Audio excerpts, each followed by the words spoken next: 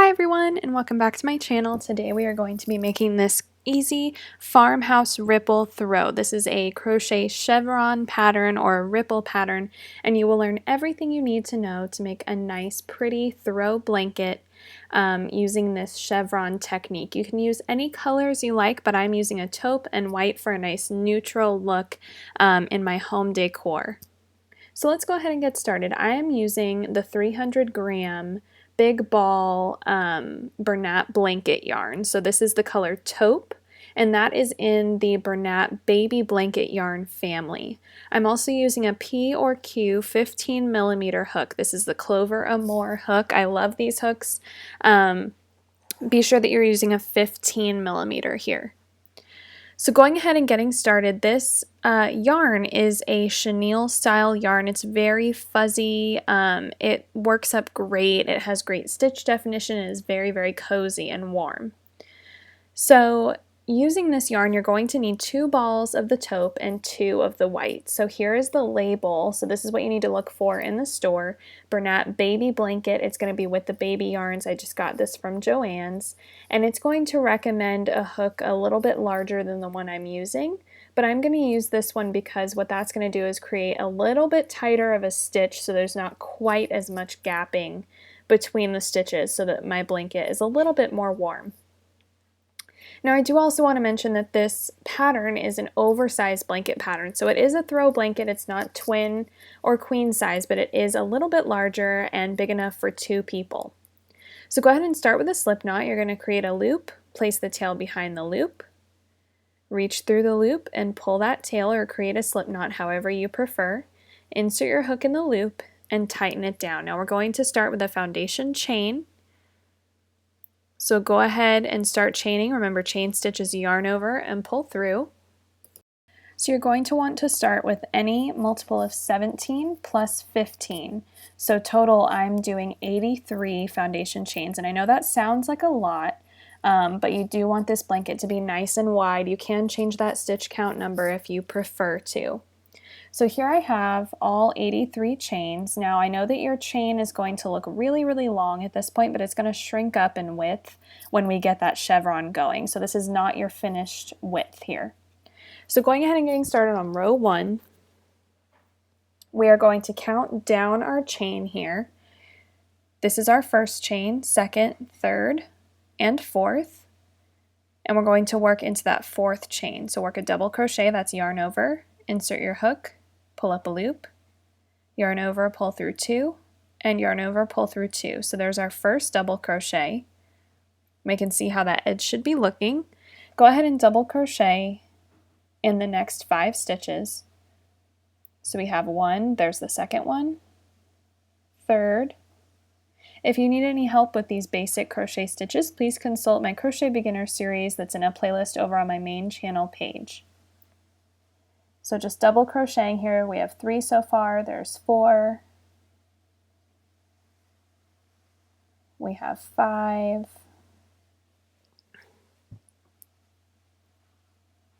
one, 2, 3, 4, 5, and 6. Now what we're going to do differently after we have our first 6 double crochet is we're going to do 3 double crochets all in the next stitch. So this is our first increase, or our first mountain, as I'm going to call it when talking about these chevron shapes. So in the next stitch we're working 3 double crochets. So there's 1, we're working the second in the same stitch, 2, we can see 2 there, and then still in the same little spot, a 3rd double crochet. You may be worried about this stretching the stitch, but I promise it'll be fine and all work out in the end. You won't see that little hole or gap when everything gets going. So now at this point we have our mountain, our increase, so now we're going to work down the other side of what will become our chevron shape, and we're going to double crochet all the way down until we get to our valley or our skipped stitches. So here is 3, 4, make sure that your chain is not getting twisted here. You're still working on the same top loops of your chain.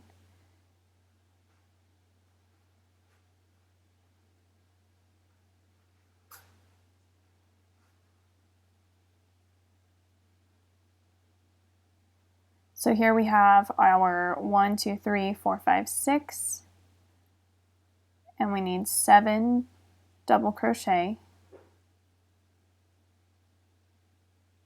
So here we can see how it's starting to take shape. We have our mountain, we have those 3 at the top, and then 1, 2, 3, 4, 5, 6, 7 double crochet coming back down the other side of the mountain. Now we are come to our valley. So when I say valley, this is where we're going to kind of pause at the bottom and then start sloping back up. So what we're going to do here is we're going to skip 2 stitches. So there's 1 and 2, and in the 3rd stitch we're just going to work a double crochet. So we've skipped 2, and what that's going to do is create our bottom piece of the chevron.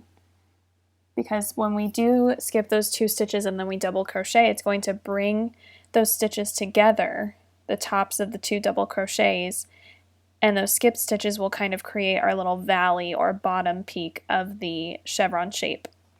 So now that we've done our valley, we need 7 double crochets back up the other side. And you're just going to keep repeating this. So you want 7 double crochets on either side of your mountains and your valleys. So now we're working back up the next side of the next mountain.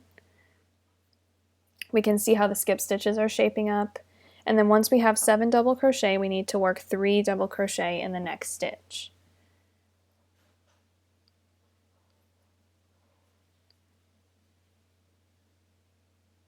So here we have our 7. We can see how the chevron is starting to take shape. We have our mountain with a 3. We have our valley skipping 2 stitches. We've worked back up the next side, and now we're ready for our next mountain, and so on and so forth. So it's just going to keep coming mountain, valley, with 7 double crochets in between each one. So we've come to our mountain space. So we're going to work 3 double crochets into that spot. And you're just going to repeat this all the way across your entire foundation chain here. And then when you get to the very end, we can see here there's that mountain. So we have our next peak, mountain, valley, mountain. And then we're going to work 7 double crochets back down the other side and then get to our next valley. So just continue with this across for the rest of your foundation chain in the same manner. And when you get to the end, you'll just have 6 double crochets there at the end. Just as in the beginning of this row, we started with 6 double crochets. So go ahead and finish that up, mountain, valley, all the way across. So when we get to the end of the row, you should just have a long string of double crochets like this, and it's probably not looking like anything like a chevron blanket yet, but that's totally fine. It will take shape in the next few rows. So here I've gotten to the end, I've double crocheted to the very end here. We ended with 6 double crochets on the other side of that mountain. We're going to chain up 2 and we're going to turn our work. So chain 2 and turn. And now we're going to do something slightly different. So we're going to do a modified double crochet decrease. So what that means is we're going to bring these first 2 stitches together. So what we're going to do is yarn over, insert your hook in the first stitch, pull up a loop, and then go ahead and insert your hook in the next stitch, pull up a loop. We have 4 loops on our hook, and we're going to just yarn over and pull through all 4. If you need to watch that again, please pause and rewind so that you can get the hang of that modified double crochet decrease. So what that's done is brought our edge in slightly so that as we progress with all of our rows, we don't end up with a trapezoid style blanket. We want everything to be nice and rectangular. So now just carry on as normal. You're going to double crochet in each of the next 5 stitches, because remember on each end here we want 6 stitches to work off of on either side of our blanket. So because we did our first decrease, that counts as 1, and then we need 5 more before we get to our mountain. And the way that you can tell this, you can count it. That's definitely the safest way to make sure that you're stitching the right thing in the right spot. But moving on from here, you can look at the row below to guide you on where to place what stitches. So we've gotten up here to the mountain.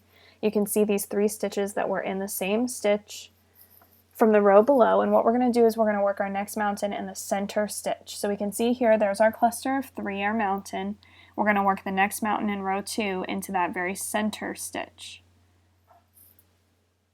So you can look at the row below to guide you and look for that center stitch of the mountain from the row below, or you can count 5 double crochets up and then your mountain, and then for the rest of the row until you get to the very end, you'll be doing 7 double crochets in between mountains and valleys, just as we did with row 1. So we can see here how the edge is looking. Everything is looking nice and symmetrical. It's following suit. So we're just going to keep continuing, and at this point it is just completely easy, smooth sailing. You're going to double crochet in each of the next 7 stitches before we will reach our valley. You're going to skip 2, work 7 more double crochet, and mountain, just as we did with row 1. And row 2 is as hard as it gets. So when you've mastered row 2, you're just repeating row 2 until your blanket is done. So if you need to rewind this video to the beginning of row 2, go ahead and skip back, or if you need to watch it several times when you begin each row, again, totally fine. Pause and rewind as needed. So here I'm working down. I've skipped my 2 stitches as my valley, and we'll take a look at that here. I'm sorry, I'm about to skip my 2 stitches. So you can see here where the valley was from row 1. You can see where that bottom point is, our mountain and our valley. So now we've come to that point, we've worked our 7 double crochets down the side of the mountain, and now we're ready to valley. So we see which 2 stitches we're skipping. Here are these 2 right here. And then we're going to double crochet in the 3rd. So your valleys should always line up vertically, and your mountains should always line up vertically. And if at any point throughout your blanket things are going diagonally or things aren't lining up symmetrically, you know that your stitch count is a little bit off, or you are looking at the pattern a little bit off. So make sure that everything is lining up nice and vertically. So now we can see that we've done that next double crochet and our valley is lining up. So everything's going according to plan. We're going to work our 7 double crochets here before our next mountain. And we're just going to repeat this all the way across. When you get to the very end of row 2, you're going to work a decrease in those last 2 stitches, but other than that, it is exactly the same, and at this point, you're probably getting the hang of things, and it's just smooth sailing from here on out. So what you're going to do is just repeat row 2 with those decreases at either end of the row, and you're just going to work your 7 double crochets between each mountain and valley. And that's all there is to the chevron ripple stitch. So this stitch works great for all different kinds of projects. This throw is definitely my favorite though.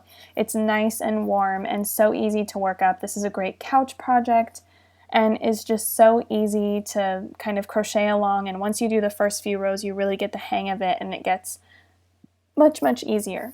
So I'm sure that you're remembering that white yarn that I'm going to stripe this with. So you can see here that it's starting to take shape a little bit better.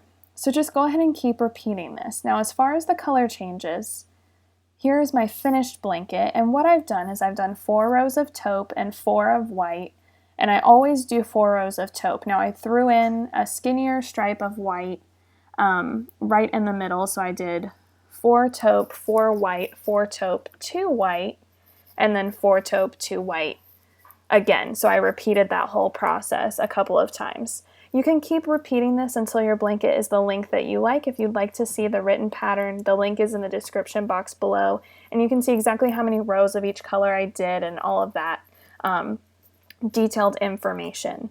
So just go ahead and keep working up your rows, take your time, watch a show on Netflix, and just kind of crank this thing out. And your blanket is almost done. I'm going to show you just in a minute how to put a border on your chevron blanket. So here I have my finished blanket. And you can see here that the chevron ripple shape has worked up beautifully. All of my valleys here, those skip stitches, have lined up great. And all of my mountains have lined up great too. Now for the color changes, once again, I have done 2 rows of white there in the center, but everything else has been 4 rows. So basically I did 4, 4, 4, 2, 4, 4, 4, 2, 4, 4. And again, you can check the link in the description box below for all of the details on changing color. Fairly straightforward, just change the color at the end of the row and just follow this chevron ripple shape as you practiced in row 2. So now I have my blanket mostly done. I have those color changes on the edge, and I'm going to cover those up with a little border. Now you can skip this part and you can just weave the ends from your stripes and be done and not add a border if you don't want to. I think adding a border just adds a nice kind of finishing touch, but it's totally up to you. So you can see here where I changed color and I carried up the yarn on one edge. So if you change color in even rows, even numbers of rows, you can carry your yarn like this and you don't have as many ends to weave in, but we do need to cover this with a border because we have these kind of strings from carrying up the yarn. So what I'm going to do is crochet a border. So wherever I left off with my last row of white, I just didn't break that yarn. I finished off my last couple rows of taupe and I left that ball of white attached to the blanket. So that's that string that you see here in front of the blanket. So what I did is I just finished off the taupe when I got to the length I wanted on my blanket, finished off that yarn, weaved in that end, and now I'm going to pick up this white yarn with my 15mm hook and I'm going to use that to crochet my border around. Because my blanket was primarily taupe, I still have a bit of a ball of white left, and it should be the perfect amount to do this border. So what we're going to do is we're going to use our 15mm hook and we're just going to double crochet all the way around the edge of this blanket. So what I'm going to do is I have this end that's attached to my ball of yarn. Here's the edge of my blanket. So this was the last row of white I worked. I'm going to insert my hook in that stitch and I'm just going to yarn over and pull up. So now I have that working yarn and I'm going to chain up 2. And I'm just going to double crochet in each stitch. So I pulled up the yarn and I've chained, and now I'm going to just double crochet in each stitch all the way around.